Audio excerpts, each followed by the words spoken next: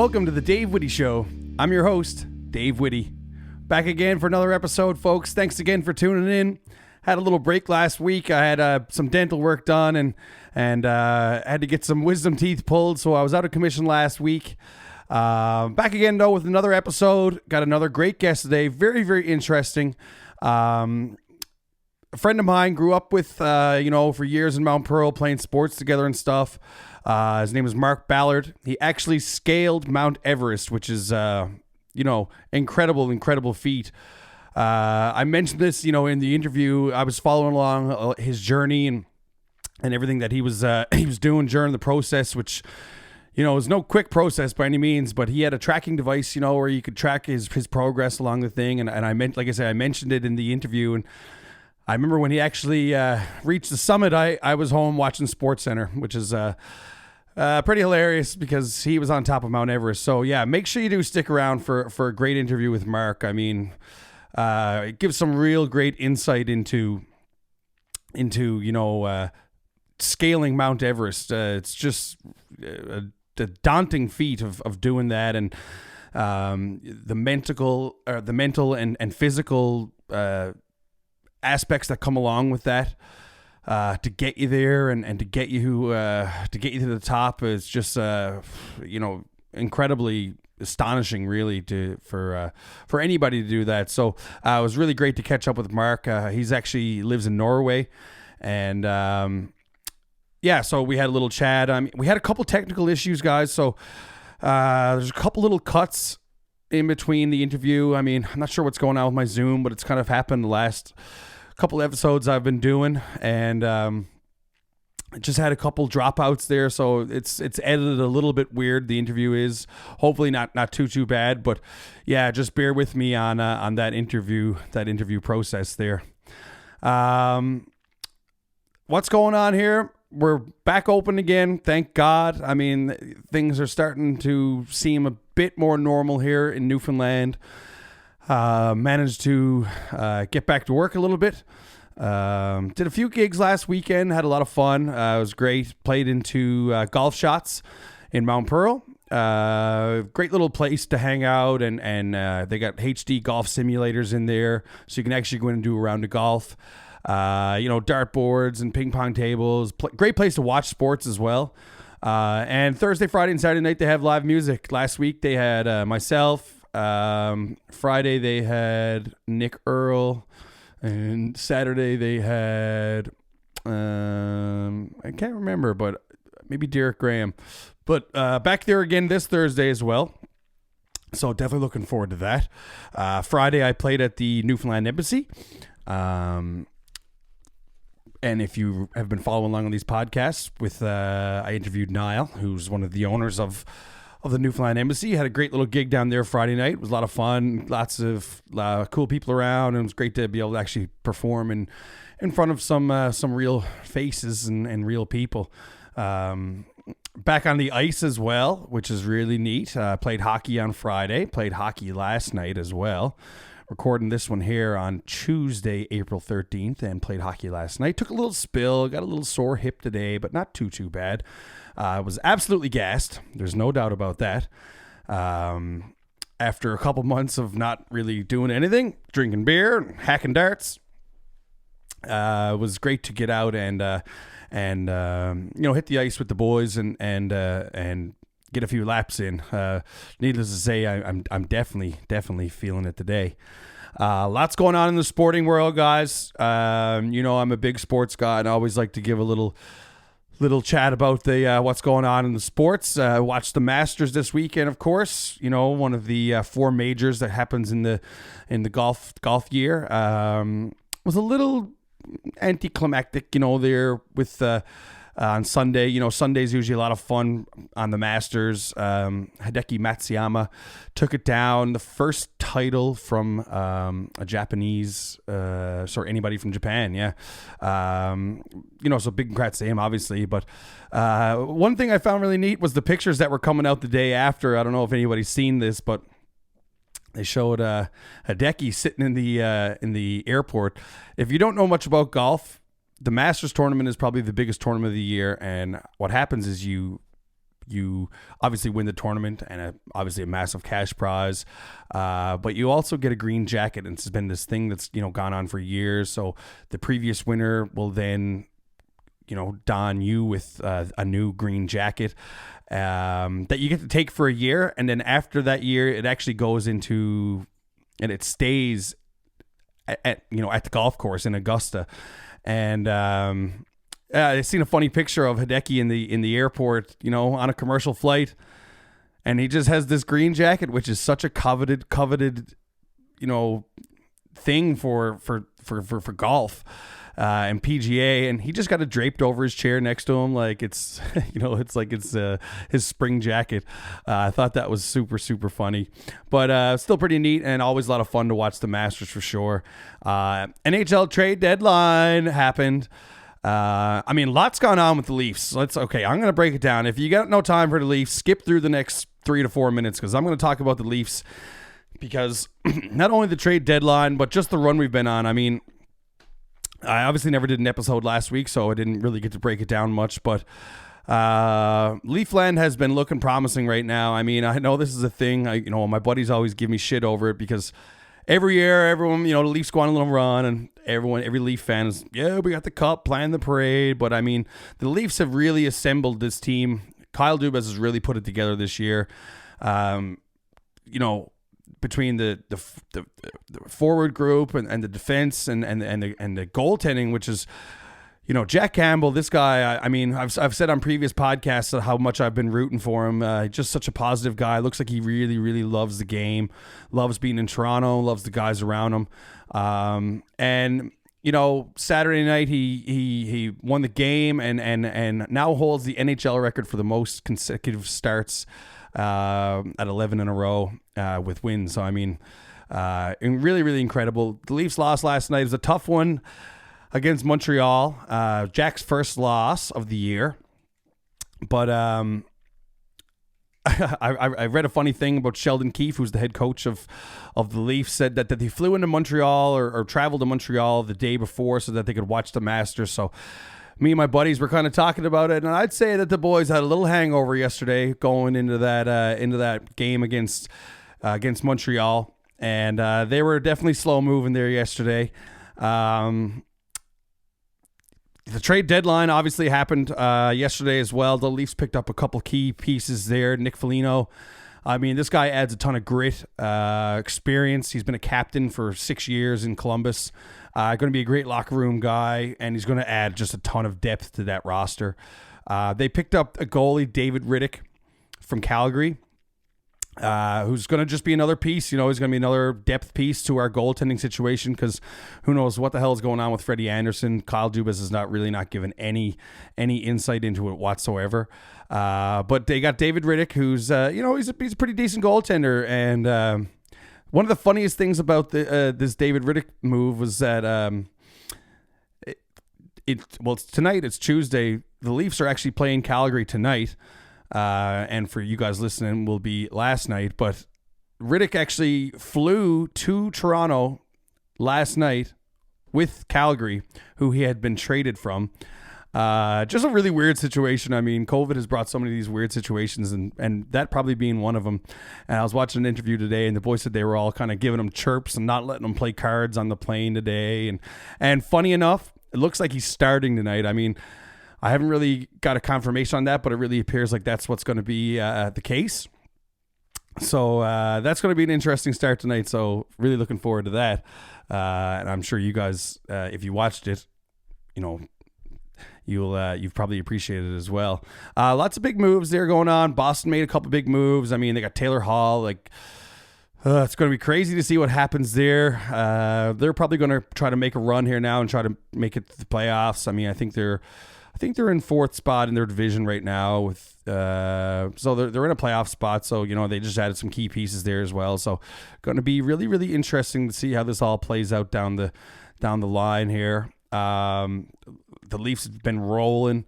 Lost one last night against Montreal. So, I mean, we just got to get back in the saddle here now. Once we get all these guys through quarantine and all that stuff, it's going to be a real new lineup.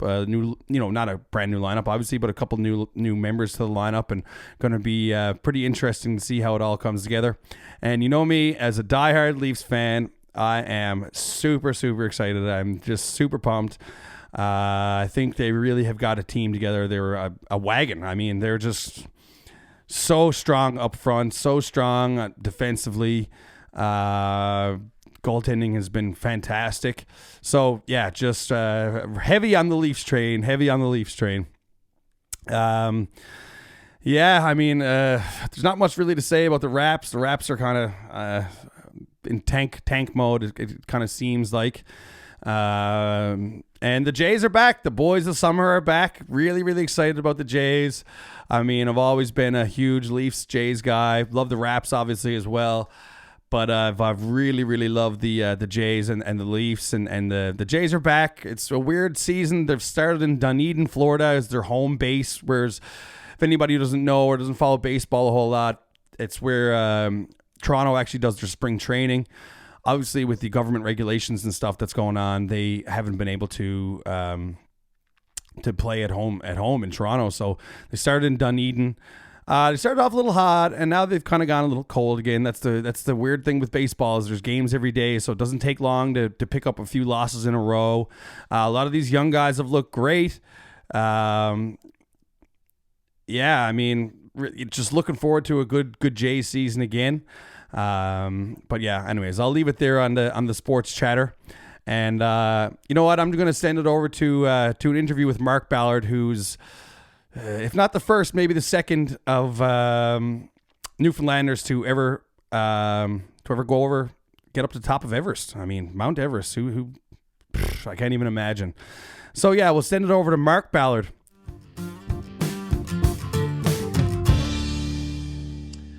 And I'd like to welcome Mark Ballard to the podcast. How you doing, Mark? Thanks for coming on today.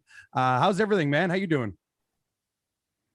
Hey, Dave. Thanks for having me. I'm doing good, buddy. How about yourself? I'm doing great, man. To be honest with you, today is the first day that it hasn't been raining in about 15 days. And that's not a word of exaggeration. It's been, and not just like gray, foggy Newfoundland weather, like absolutely piss pouring downpours for like 14 straight days, man. And the sun is actually out for like, it came out about an hour ago. So I was like just out on the deck. I could feel the heat on my back and it felt great, man. So how's everything with you? For anybody who doesn't know Mark Ballard, of course, maybe you could give a little brief rundown on who you are and kind of what you do. Yeah, so like you said, my name is Mark Ballard. I grew up in Mount Pearl, actually together with you, Dave. We went to high school together, played basketball and hockey together, or tried to anyway. And then I did engineering at Mond, and then 10 years ago I moved to Norway. So I'm still living here now. I'm located in Stavanger. I've lived in a little few places internationally, but been located here for 10 years. And I'm actually, Dave, you said about the rain, so I live in a place. I actually moved from Newfoundland to a place with more rain. Oh my God! If you can believe that. So I think the year that I moved here, it rained 160 days in a row. So I don't really feel that bad for you. Yeah, fair enough, man. I all good, man. No worries. So you've been living in Norway for like 10 years, you say, roughly. Is that right? Yeah. Yeah. And 2011. What kind of work do you do? What made you move to Norway? So I moved. I'm an engineer. I work for Equinor. So they, when I always liked to travel and stuff when I was younger, and I was kind of always eyeing a little bit Europe. And I had an oil and gas background from Mond. So I moved over here to work with Equinor, who's the kind of the national oil company here, and they have stuff going on in Newfoundland. So I think a lot of people are probably familiar with them. But yeah, they offered me a job, and I wanted to move to Europe. So it kind of went hand in hand, and I've been stuck here ever since. Yeah, no doubt. That's pretty neat, man. You mentioned traveling a lot. Like I was doing a little, obviously I know you pretty well. I mean, like we're friends and we grew up, over the years together playing sports and all that kind of stuff. But I was doing a little background check because, one of the main reasons I wanted to have you on today is, you climbed Everest. I mean, am I right in saying you're the second person from Newfoundland to do that?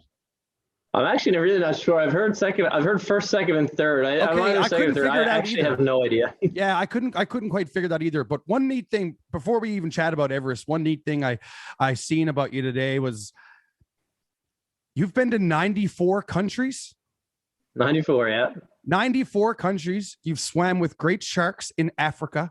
You've hiked the Amazon jungle in the Congo with mountain gorillas, and you've also reached the top of Mount Everest. I mean, that's amazing, dude. Like 94 countries. How does that even happen?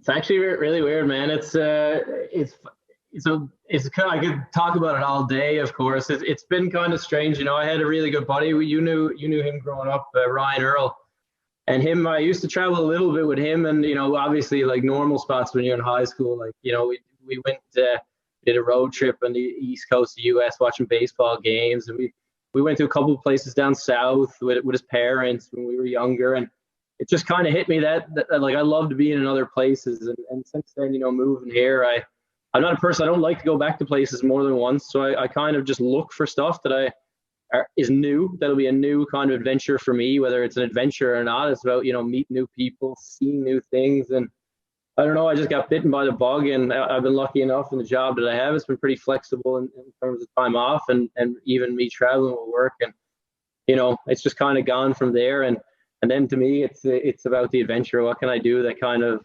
looks cool to me? Is kind of the primary goal. So stuff like that, like the swimming with the sharks and stuff like that. It's just stuff to look for.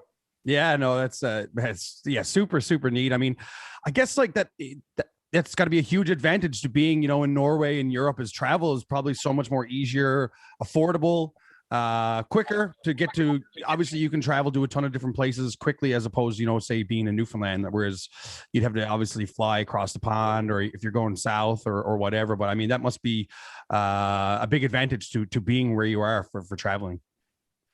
Yeah, for sure. I mean, I wouldn't say I'm in the most accessible place. Norway's up north, but it's mind blowing. You know, we can get on a flight to London or Copenhagen, be there in an hour, and then, you know, an hour stop, and we can go anywhere in the world, right? So it's amazing how easy it is to get from here. And as you said, the cheapness. You know, I don't live in a place, unfortunately, where we get these like $10 flights, but they're still, you know, it's cheaper for me to fly to like Thailand than it would be for you to fly to Toronto. It's pretty crazy, the flight situation in and out of Newfoundland.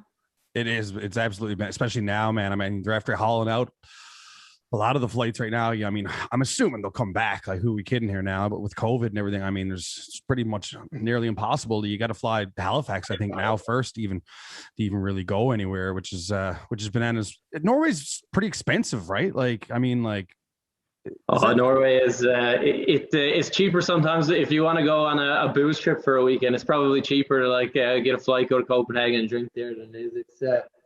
It's a pretty crazy place. You know, when I first moved here, I went to the grocery store first, and I think I was going to buy bread and like turkey breast or something like that for a sandwich, and it was something like $15 or something. And then I went to the bar that night just to kind of see what it was about, and the beer was like $17 or $18 for a pint, and it was just mind blowing.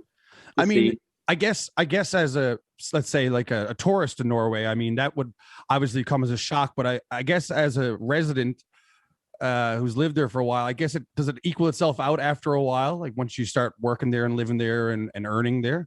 Or is it still just so ridiculous? I mean, sometimes you look at things and you're still like, oh God, this is ridiculous. But it does even out. Like there's some stuff that's super cheap here. You know, electricity, for example, is way cheaper here than like anywhere else you see in the world. And then stuff is like, but the majority is crazy expensive. But what I like to look at it is, like you said, I travel a lot. So there's nowhere you can go that's more expensive. So everywhere you go, you kind of feel like, oh, I'm getting a deal here. Oh yeah, that's a good way. So try and look at the positives, I think. But you know, as a Norwegian, they're like, oh, this is normal. It's so easy, and I just still get some head scratchers sometimes. Yeah, I bet that's a hilarious way. I never really thought of it like that. It's kind of like everywhere else you go, it's kind of you're on a discount then, which is, I mean, that works out great. Have you been doing any traveling in the last year or so, or you kind of been just pretty much stuck to Norway? Honestly, man, nothing whatsoever. I've done like quite a bit in Norway. Obviously, we kind of have the same. You know, they're promoting a lot of these staycations, and And we do the same. I was supposed to go last year on my 100th country. So that was like, supposed to go to Fiji and Vanuatu, Samoa, all these places in the Pacific. And that got shit canned. And after that, it's been, they have pretty strict rules here for entry and coming and going. And then, yeah, it's just almost been impossible to go anywhere. We were chatting a little bit there just a minute before we started recording here, but we're chatting a little bit about the COVID situation in Norway. Can you just describe that a little bit and how it's been? Like, is there major lockdowns, or how's that been working out? So where I live, actually, it's kind of weird. If you look at a map even of Europe, the city that we live in is probably one of the 5th or 6th safest regions in all of Europe. So I've been really lucky for where we are. But Norway is kind of it's a place where like everyone or nothing. So the rules apply to everyone. It doesn't matter if you're in a safe place or so. It's blanket across the country. So some of the places have been bad, and that's kind of caused our regulations to go up. But I mean, it's a weird place because the way they are, they don't really make rules, but they just say don't do this, and then everyone listens. It's kind of the Norwegian way. It's quite cool to see where they're like, please don't do this, and just everyone stops. Yeah. But it's gotten harsher lately. I think we haven't been able to go to a pub, like, unless you're eating with food. You haven't been able to get a beer in like 3-4 months, and even now, even the restaurants are completely closed. So they're going to reopen again on Friday. I think we've been about a month and a bit without restaurants being open. So it's been hit or miss, I think. But overall, I think we've been kind of lucky where I am. Yeah, no, that's crazy, man. I mean, it's kind of been this process. I mean, with everybody, here in Newfoundland and Canada and stuff, and obviously you see the cases again are rising again in Ontario and BC. And it's just like, come on, man, get this fucking thing over with. Like, just want it to be done, man, so people can get out and get on the move. Myself included, man. I want to hit the road again, and you know what I mean. I got some new music and stuff I want to get put out and hit the road. And I'm sure you got the travel bug as well. One of the main things one of the main reasons I wanted to get you on today is, like I previously mentioned, you've done an incredible feat, man. Like you climbed Everest. I mean, not an average day thing, I mean, the traveling and swimming with sharks and yada, yada, all this stuff. Don't get me wrong. I mean, crazy in itself, but obviously has been done by a ton of different people. But to do Mount Everest, I mean, must have just been a crazy, crazy adventure. Like you say, we couldn't I couldn't figure out if you had been the first or the second, but regardless, it's a pretty daunting feat. Can you give us a little insight into where your headspace was at with even thinking about doing something like that? Was like the hiking and mountain climbing something you were into, kind of growing up, or was it just something that you just decided you were interested in doing, or how what was the thought process behind that? I think it's almost a long story. I guess, when we grew up in Newfoundland, like, I mean, like hiking, what was that? East Coast Trail wasn't around. I mean, no, who did that? I mean, the longest hike was like walking home from St. Peter's.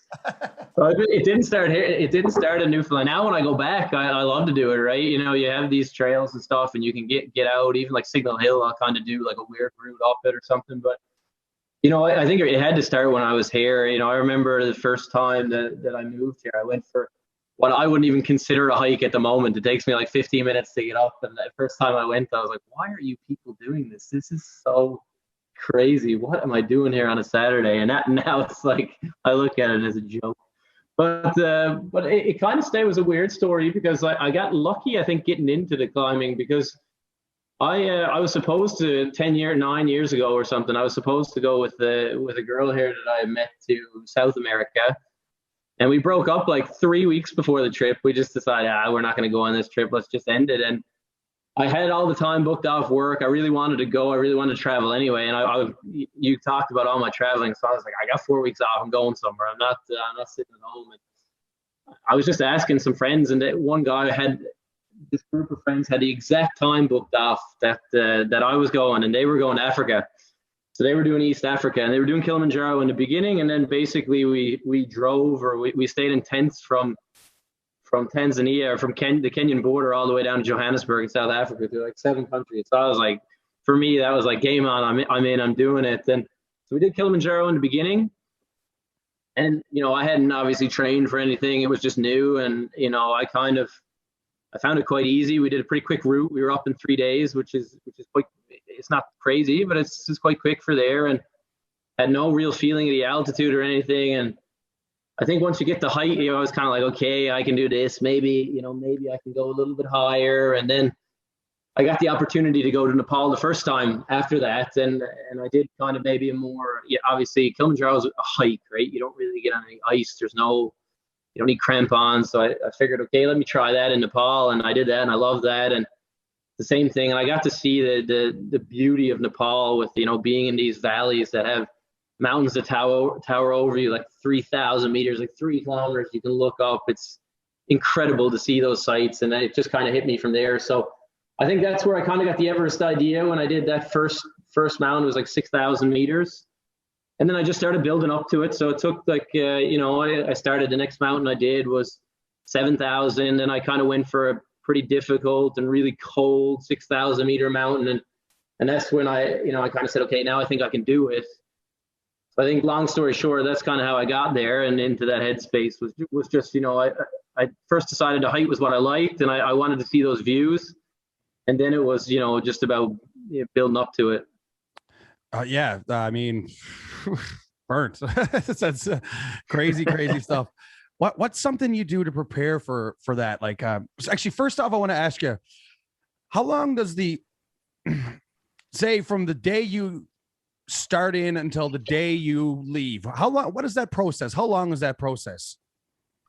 So I was there from the time I think it was 7.5 weeks from the time I landed till the time I got out of there, or from the time we started hiking. Actually, I was there a couple of days early and left a couple of days late, but about 7.5 weeks total.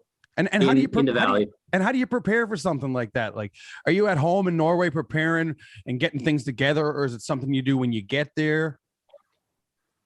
I think it goes back to that, building up to it. So it's kind of, there's one thing, I think a lot of people, what they think is the physical part, and that's a big part of it. Don't get me wrong. You need to train, but the bigger part is the preparation. You need to figure out, what equipment works for you, what, gear you want to take, what feels good.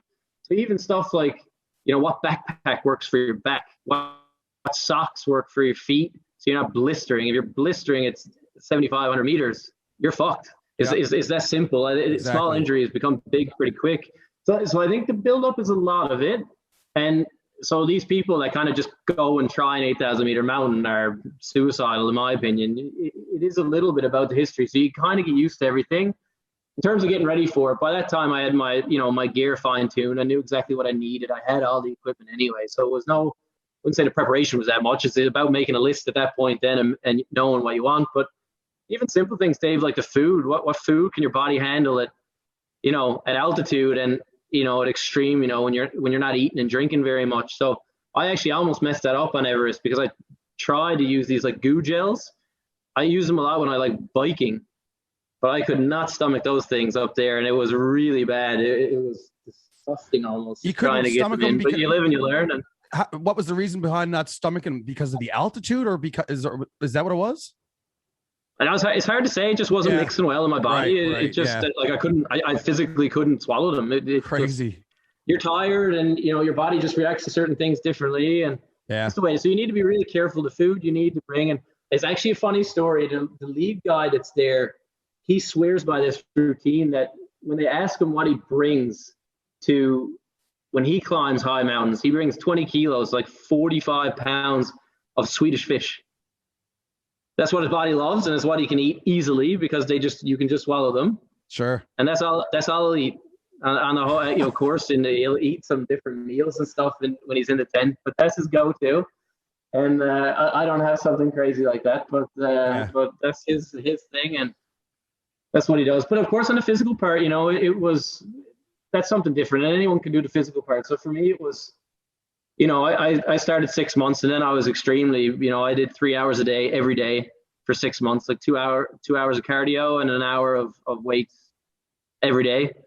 And like no alcohol, eating right, basically what it was. So it's not, it wasn't easy, but you need to put that in, but it's not something, anyone can kind of pick up the physical part. I think it's the mental part, the preparation, and then it's what you kind of said, being ready for 7 weeks, living in a tent, not having a toilet, Yeah, you know. I wanted to ask you, like, what are actually some of the actual physical things that you bring with you for that? I mean, like, obviously you got your clothing and stuff, but what kind of other things do you bring, like, that you definitely, it was super necessary? And was there any things that you might have brought that you probably didn't use, you might have thought you would need?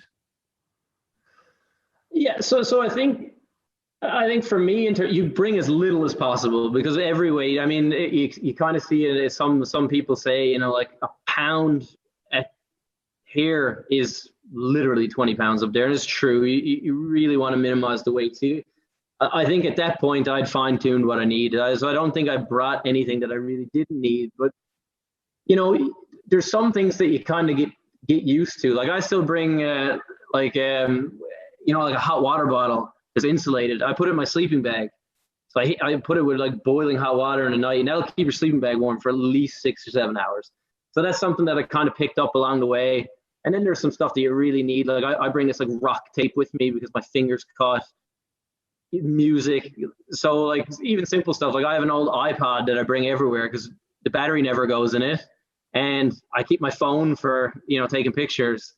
So there's some stuff like that. You need the music, but in terms of, I don't think there's anything crazy that people bring on this stuff that's like, oh wow, did we think of that? You kind of get used to stuff along the way. Yeah, and obviously, like you had mentioned, you're definitely trying to minimize the weight that you're bringing. You're not going bringing anything. You're not going bringing any just in cases. I'm sure you're probably got like like you say, you've got it fine tuned. You've been working on it and stuff. I seen you did have a beer on the top of the mountain. Is that true? Was that on top of the mountain?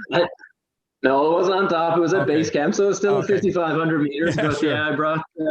I was lucky enough actually to get a couple of Molsons shipped over to me in Norway, and they made the long trek in with me. So when I got down, I gave one to my Sherpa and one to me, and we crushed that to celebrate. And after 6 months of not drinking and 28 hours basically of moving and being pretty dehydrated, I was pretty drunk after about half of the beer. You mentioned groups. Another couple of things I was reading on some of the articles and stuff that you were part of. Obviously, you had a little bit of media coverage and stuff after you'd come back down, especially here in Newfoundland and stuff. And you had mentioned like there's several groups on the mountain at the same time. Different tour groups and stuff, right? Like, what kind of challenges does that present? Yeah, for sure. So I mean, obviously, as I would say, as almost all ways of travel has like gotten easier and the world has become accessible, there's no difference in Everest, right? I mean, there's more and more groups that do it.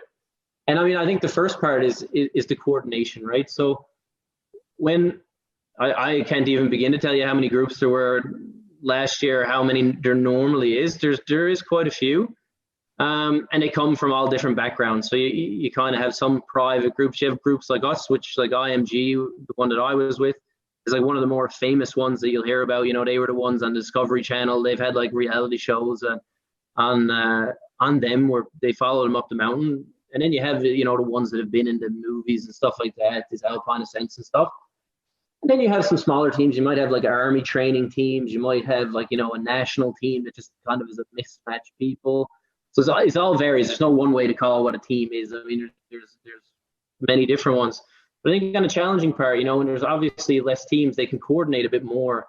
And you see, especially the day that I was there, you see that line and what happened. And, there's been, I mean, that's been completely all over the media. And that's, of course, the biggest challenge that it caused. So for us, it was, there's lots of reasons. I think a lot of people have stuck on the fact that there were so many people, and that's a part of it. Don't get me wrong, but usually the groups they can coordinate with each other for the most part, and they can say, we're going to go for this day, we're going to go for that day, we're going to try and minimize it. And the day that we went, or the year that we went, there was only really 3-4 days that you could summit. The weather was horrible that year, one of the worst years in history, and if I just take an example, the year before, there was like 3 weeks that you could summit on, 3 weeks of good weather. When we went, there was 4 days. So instead of having all these groups spread out over 3 weeks, they had to cram people into 3 days. And you can always make the argument, should you have gone? But we all knew the risks. We all knew it was coming. I mean, we knew that line was going to happen since, 2 days before, because we knew what groups were going. So I think the big thing is the coordination. And when you have so many, it can be done, but it just becomes more and more challenging to try and keep the people spread out. Yeah. And then I think the next challenge, of course, is the quality. And I really think that goes back to the government of Nepal. Some of the groups are very, my group, for example, we had to interview just to get in the process. We had to have like a resume of our climbing where they, picked us apart really. And they said there was a mandate for it, right? We had to climb, we were timed when we climbed early, make sure that we would be able to do it. And I think a lot of the more famous or bigger named groups, they are all like that. But then you also have these kind of, cheaper outfits that, without being too controversial, generally are like the Nepalese ones or from that region that are just offering like the most basics, and they're kind of in it for the money. They're as low cost as possible, so they're not making a profit, but then they're also trying to get people as many as they can to make a profit. And I think that's where the government really needs to step in and say, you can't do that.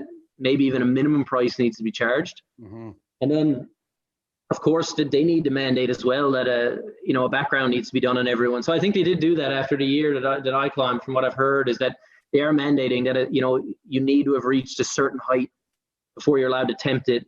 You need to have done a certain amount of climbs. And I think that's that's part of the answer. But definitely those two on the groups for sure is the quality of people and the coordination. Can you give us a little rundown, kind of what goes on for the 7 weeks? I mean, not on a day-to-day basis, but what kind of happens? Like, obviously you go to base camp, you travel up, travel down, up, down. Is there stuff like that that's happening? I mean, I read Into Thin Air years ago, and I mean, I think that's based on true story. Yeah, I know that John Krakauer. I don't know how you say his last name. Yeah.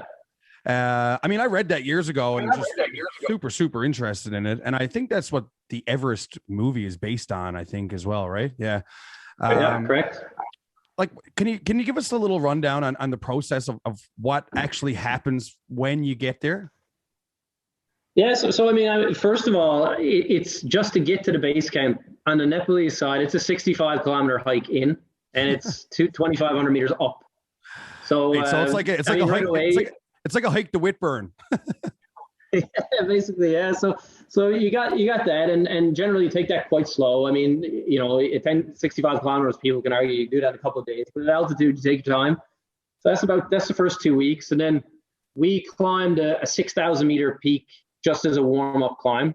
So that was, there you get another 5-6 days. So you're kind of into your almost third week at that point before you're even settled into base camp. You go up and touch base camp and come back to climb that one. But so you're 3 weeks kind of even before you get ready to settle in. And then when you're there, if you've seen the movie, it. You don't just go from base camp to the summit and down. That, some people have done that, but they are like ultra athletes. Mm-hmm. And they have trained at altitude before. I mean, your body would just completely die if you tried that. So you need to acclimatize. And at least the most efficient way to acclimatize is to go up and down. So the general rule, no matter if you're doing Everest or if you're doing even like Kilimanjaro, they recommend that you go up and then come down and sleep. So go high, come down, sleep. Go up high, sleep. So never sleep at kind of your highest point. Or minimize it as much as possible. So what we do is what we call rotations. So we went up to Camp 1, touched Camp 1 and came down. So we didn't actually sleep anywhere. We just went up Camp 1, back down, slept, take a couple of days, then we go to Camp 2, sleep at Camp 2, come back down, sleep again down at base camp. So again, you're getting that lower feeling and kind of the lower when you go up and come down, and your body will be able to acclimatize a little bit better. Then we did, Camp 2, Camp 3, back down, and then we were up back. So Camp 3 is around 7,200 meters or so, if I'm not mistaken. And then we went for it. So then you go base camp, Camp 2, Camp 3, Camp 4, which is your 7,900, you're almost 8,000 meter to death zone, and then up to the summit and back down. So if each rotation takes you, a couple of them were short, but most rotations probably will take you between 5 days and 7 days. So that's kind of how you get to that 7 weeks pretty quick. One thing I was asking you about the water, like what's the water situation? Like, do you bring water in, or how's that work? So the base camp itself is on a glacier. So there, it's the Sherpas have gone up way before we get there, and the good Sherpas find the good spots that hopefully all the animals haven't shit in, and they basically just take the water from the glacier and boil it. So it's boiling in any mountain, regardless of Everest. It's boiling water 24 hours a day. And then as you go higher, then it is about the boiling. So the good thing about most of these mountains is it's snow. You're always climbing on ice and snow, so it's just about digging the snow and boiling it and drinking it. So it's the same thing every day when you get into camp. Boil the water, drink it. You mentioned shit. I was reading something on Everest that apparently Everest has like 8,000 kilos of human shit on it. Like it wouldn't surprise me. It wouldn't surprise me, Dave. It's honestly, I just read that. I was just reading some stuff on Everest this morning about it. That was one of the things like that came up, and it was like, how do you use the washroom up there? Or you obviously not using a washroom, like, you know what I mean? Without providing too many details, like, obviously it's an everyday normal thing for any human being. Like, how does that work? I mean, that would be an issue. I think that most people would probably, that would be a thing that they would think about, Yeah, it's pretty gross, but it is the way it is. So in the base camp, like at base camp where we spend a lot of the time, there's just a big bucket. Crazy, man. And that's it. Goes in there. And then, I mean, when you're climbing. There's not much you can do. It just goes on the side. You just have to go when you have to. And that's right. So I mean, the manufacturers, the suits are quite smart. You actually have I have a bum pocket. Oh, nice. So I can just unzip my ass. But sometimes you got to do it. But it's actually funny that you say that, because I've also climbed in Denali. That's in Alaska, and there it's actually illegal to do that. So you have to carry your own shit. That's what I was reading. And you carry it. I was reading something today, and I think that's what they're saying. That apparently that's a big thing, is that you have to carry it out of Everest right now, which is wowzers, man. That's crazy. Well, the worst part about Denali is when you carry it back, they actually weigh it. So if you have some delta on your weighing, they fine you heavily. So you can't even miss one. It's pretty impressive. Man. I don't know how to come up with a calculation for how much shit you should have, but I'd be interested in knowing that. I don't want to know that calculation. Mark, you mentioned the Sherpas. Can you maybe describe to folks listening what a Sherpa is and what their job entails? Yeah, for sure. So, I mean, a Sherpa is essentially, I think a lot of people just mistake a Sherpa for being Nepalese. And I think if you go there, one of the misconceptions is, probably anyone will call themselves a Sherpa and be like, yes, I can bring you wherever. But the Sherpas themselves, they are from this Khumbu, which is the valley in Everest. That's where the majority of them are from. Some are from Tibet, some are from China, but the majority have come there. And that's kind of from back in like the 13th, 14th centuries. They were, these nomadic traders that just settled in that valley. So that's kind of the history on them. So to be a Sherpa, like that's a name, right? So that's a last name. Mm-hmm. So if you're born there, that's the Sherpa name. And in terms of what they do, there's a lot of different tasks the Sherpa has. I think, the misconception and, what the movies show, and especially the Everest movie that you talked about, was, they just carry you up the mountain if you can't get there. And that they definitely don't. At least I didn't see it. But some of them have different tasks, like some Sherpas are responsible for, say, like building a campsite. So, they might be the ones, putting up the tents, or, I mentioned the water. Some of the Sherpas are the ones, they might boil the water. If in certain camps, we'll do that. And, other ones, most of Everest is, if you've seen that movie, 90% of it is roped, right? And because a lot of it is exposed. Mm-hmm. Or majority of it is exposed, and so there are certain Sherpas that their job is to rope the climb. And then, of course, I think what most people wonder about is like the Sherpa. So I climbed with a 1-to-1 Sherpa, so I had my own Sherpa the entire time. And again, he doesn't carry your stuff for you. He doesn't do that. He's your climbing partner, right? So of course he's much more strong in the climbing and much better a climber than I'll ever be. And he's your guide. He's your support. He's your guide. up the mountain. Make sure that, I think a lot of people think you're guided on a rope and you just go from A to B. It's not really that simple. And of course, he's there to support you. So when you're tired and you might make a mistake, he'll notice it right away. Mm-hmm. And it's quite good. So incredible, man. What a job. Yeah, they are. I have to say, the one I definitely recommend anyone, like if you ever get a chance to go to Nepal, go up the valley, even if you're not going to climb Everest. But the nicest, friendliest people, and they'll do anything for you. Mm-hmm. And just some incredible human beings, so friendly, and of course, I don't think anyone's probably better at their job than the Sherpas. They're machines on the mountain. Yeah, no doubt. You mentioned that it was you had a one-on-one, so he was with you the whole 7 weeks essentially. Yeah. So, well, I mean, when you're in base, so it's maybe not that straightforward. We did, like I said before, the 3 weeks in, I hadn't met him by then, but on the climbs, once I entered, the ice fall, I guess you've seen right. The Notorious ice fall. Once you're in there and up, yeah, he's kind of always with you. I mean, we don't, some tents we sleep in, but we're not sleeping in the same tents. So there is a little bit, but when we're climbing, always together. Yeah. And of course, I mean, we all stay at the same camp, so we see each other and all that. And mm-hmm. and at the end of the day, when you're climbing in mountains like that, you trust each other with your lives. I'm sure I trusted him with my life a lot more than he trusted me with his. But he, a guy that I have to say over 7 weeks, you make such a strong bond, and he's quite something. So my Sherpa, he was 22, and it was his 5th time on the summit. So yeah, I was going to ask you how many times. 22. He's been up there 5 times. Crazy. Yeah.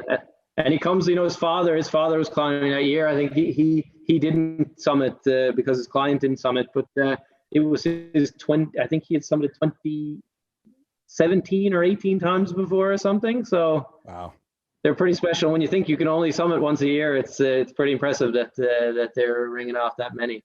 Yeah, no doubt. A few things I was learning about with doing something like this is, the daunting feat of obviously getting up this hill, getting up the mountain. But a lot of it I hear is coming back down is a very tough part of it all too. Can you talk a little bit about that as well, Mark, about like coming down once you had finally, reached the top? Yeah, I'd say, no doubt, David, the scariest and easily the most dangerous part is going down. So, I think you need to have that mentality. I mean, when I got to the top, yeah, it was amazing and all that, but right away your brain needs to switch to get down. And, I think a lot of people might be surprised at that. It does get easier. So the way, when you go down, you gain more oxygen and that helps you. But, yeah, when you go up, you're generally a lot safer. I mean, if you think about try to go up a hill and then try and run down it, what's the chances? Where are you going to fall? Generally never going up. So, I mean, not many people die from falling, don't get me wrong, but you get injured very easily going down. So, and the other thing is, so why is it dangerous? Because people overexert themselves to get to the top. So once you're there, there's no rescue. You're not getting out of there. So if you've pushed yourself past your limit, you can't get down, no one's helping you down. So that's kind of, I think that's the reason. But when I think about it, it took me 7 weeks to get to the top, and from the time I was on the summit till the time I was in Kathmandu was 30 hours. Wow. So I went there was a couple of us that went down extremely quick. I think that comes from my Newfoundland background and really wanting a bear, but you run down almost, and it can be daunting. You have no real safety when you go down. And I think as well, it's the mentality thing. I reflect back now, and when you go up, you have equipment, and without getting too technical, you have equipment that will stop you from falling, that you pull against, and obviously on the rope.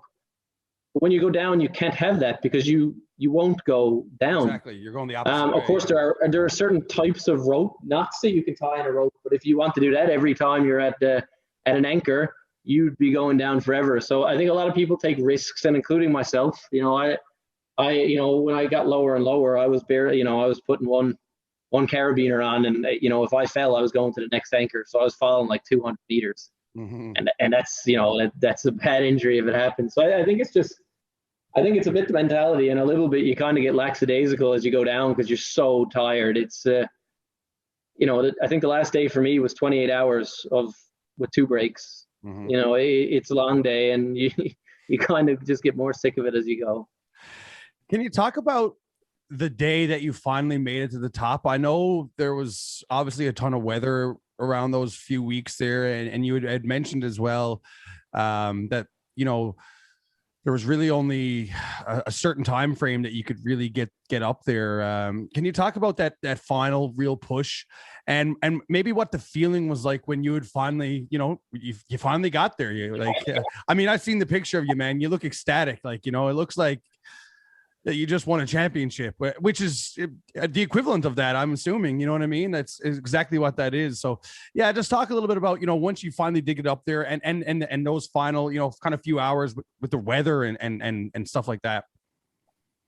Yeah, so I think you know, the last day was, or those last few steps was interesting for me because you know, in the beginning I got over the Hillary step, and when you go from there, if you know what that is, it's about 100 meters below the summit, and then it's, you know, it's pretty straight up, and it's very exposed. I mean, if the side is like 3 kilometers down, right? I mean, there's no stopping. But what I remember of that is almost flat walk. I don't really remember that verticality at all. I was just focused on the top, and I wasn't tired. I knew I was going to make it. It was really weird. It was opposite of what it was described to me, but I also remember those last steps, and I think it's been really publicized with my dad and stuff. So I was really thinking about him, and I was almost crying half the way to the top. And then when I got to the top, I had, you know, I was really, really, like, as you say, just ecstatic. You know, I worked towards it for like 6 years. It was a project. So, you know, that feeling. And then, you know, what was really funny, I think, about it was I had this GPS system, and a lot of people followed me on it. And, you know, the way it worked, it almost looks like a phone from 1998, right? It's this analog. You need to use the arrows to send a text, but you can text on it. So I had this plan when I got to the summit that I was going to text my dad, my girlfriend, and my best friend to kind of, and he could give the news out, right? That I'd made it. And so it's not like it has the names in it. You have to remember the numbers. And so when I opened up this GPS, what I found out after was like VOCM and all these places had actually publicized that link, and I had something like 400 messages, and I was trying to scroll down to find. Oh no! You know, I'd pre-written a message to these people, sure, so I could just quickly do it while my hands were out of my gloves, and I was there trying to scroll down, find it, and all this kind of stuff. It was a disaster, but anyways, I managed to do it, and it was good. I can't complain about that many people messaging me, but it was definitely a surprise. So I just remember being so confused. You can't really think. I mean, they talk about the death zone. You're basically dying up there, and it took me like 3 or 4 minutes to really realize who are these people and why do I have so many messages? Like, where did they get these numbers? And I remember going from this like really like crying happy to being ecstatic to just being so confused for like 3 or 4 minutes. Yeah, I mean, I was following along on that as well. I mean, on the GPS, and I remember, I actually remember it pretty vividly, man. Like you say, you know, I know you pretty well, and an incredible feat, obviously, no doubt. And I remember thinking to myself that day, I was like sitting down watching Sports Center, and I'm like, fucking Ballard is on the top of Everest right now, and I'm sitting on my couch watching Sports Center, man. Like, no, that's crazy, man. How long were you actually up on this at the summit for? How long did you actually spend up there? I can't really remember, but it was no more than like 12 minutes. It's right. So cold. I mean, you know, I think a lot of people are like, oh yeah, you spend so much time, but I mean, it is freezing cold. It's not that, and I guess you could see from the picture, you know, I to this day, I really kicked myself that I had the Newfoundland flag backwards. I noticed that, yeah. I knew it was. I was fully conscious of it, and in my mind, I just said, I don't care. It was so windy. I was like, I was actually thinking like, oh, I'll Photoshop that when I get back. And meanwhile, I have no idea how to Photoshop it. So that was a great story. But I was sitting there like physically, like I can't physically turn this around. It's too windy. I'm too cold. I don't care. Just throw it in the backpack and went on back. But yeah, I think no more than 10 minutes. Oh man, it's crazy. I can't imagine. Yeah, like just the wind and the cold and the exhaustion. I'm assuming you must have been feeling probably, or were you exhilarated? You probably don't even feel that, and probably until you're really down out of it a bit, I guess. Yeah, I mean, for me, I mean, you're on such a high at that point. I did not feel tired at all. Literally and figuratively, yeah. Yeah, it was quite crazy that feeling. You feel like you can just run it in. I mean, it kind of comes down pretty quickly because that line, that kind of that famous line. I didn't hit it on the way up. We were one of the first on the summit that day, but we hit it on the way down. So it came down pretty quick, and we had to wait for that. And of course, that kind of exhilarates it a little bit. Mm-hmm. And then you start kind of get the cold and the tiredness starts creeping in. But I mean, you got to get through that and just keep going. What was the feeling like when you finally got back to like civilization after 7 weeks of that? The funny part was, I got into Kathmandu, and then I had booked this like flexible flight and all this kind of stuff, and then typical airlines, they couldn't move it for like 5 days, so I actually didn't end up getting home till almost a week later. But my girlfriend came. I love like movie popcorn and pizzas, and she had both like in the car ready for me when I got home. So that was pretty cool. And then it was a pretty big rip with my buddies for a couple of weeks, and basically all the fitness that I had put into like 6 months was gone within about a week and a half. Oh, that's awesome, man. Yeah, I mean, that's pretty much, you nailed it there. It was incredible, man. I just thank you so much for coming on and really telling your story. That's the one thing I've been trying to do with these podcasts is I'm just trying to feature like interesting and unique people from the province and or people who've spent time in the province, and you're definitely one of them. Do you got any big plans for the future, Mark? Anything else you're crazy that's coming up, or is it tough with the COVID situation, or maybe even in a few years? Do you have anything lined up or planning on doing? Are you gonna like? Are you gonna box a gorilla or something? No, nothing on paper at the moment, but nothing physically booked. But I think the one thing I'm kind of eyeing at the moment, I do a lot of this ski touring, this randonnée skiing, where you put like the skins on, you climb up and you ski down. So I do that quite a bit here in Norway. It's quite a popular thing. I think it's actually pretty normal here. But I want to combine that with an 8,000 meter mountain. I'm not sure if there's any. I had to double check this one as well. But I don't think any Canadians have ever skied an 8,000 meter mountain. So it's a bit ambitious. I'm not sure if I can do it, but that's what I've been thinking about. I'm not sure if I'll do it. Don't quote me on it, but it's at least one of the cards. And then the other one I've thought about is the same skiing thing, but in Antarctica. So a couple of me and my buddies have been talking about doing the same thing, doing some ski touring off a boat in Antarctica. So not the usual stuff, but I don't think I'm the usual traveler either. So those are probably the two big ones. No, you're not hitting the resort in Cuba for a week or anything, calling it crazy. I mean, good times there too. Don't get me wrong. I tell you what, after a year in COVID, I wouldn't complain about that one either. No, me neither, man. Like we were talking a little bit before we started recording. I was saying, I've been to Mexico like 9 years in a row or something like down there, and I mean, it was kind of neat to have a little break, but I mean, I would take that in a heartbeat right now, just to get out and see a few different things and stuff like that. Once again, Mark, thanks so much, man. Really, really appreciate you taking the time today and coming on and telling a bit of your story. Best of luck with everything, man, and hopefully we'll catch up with you sooner than later. Yeah, for sure, man. Thanks for having me.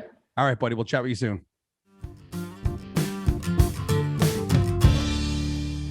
Huge thanks to Mark Ballard for coming on, taking some time from his home over in Norway.